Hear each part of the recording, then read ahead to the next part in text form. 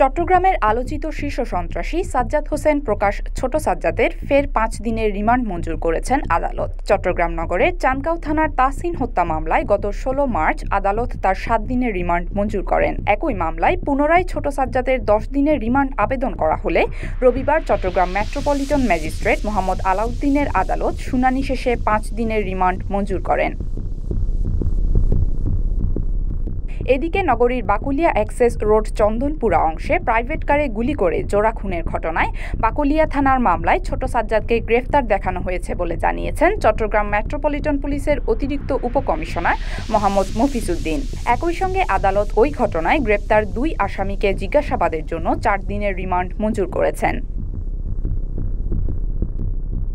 উল্লেখ্য, ছোট সাজ্জাদকে ১৫ মার্চ ঢাকা থেকে গ্রেফতার করা হয়।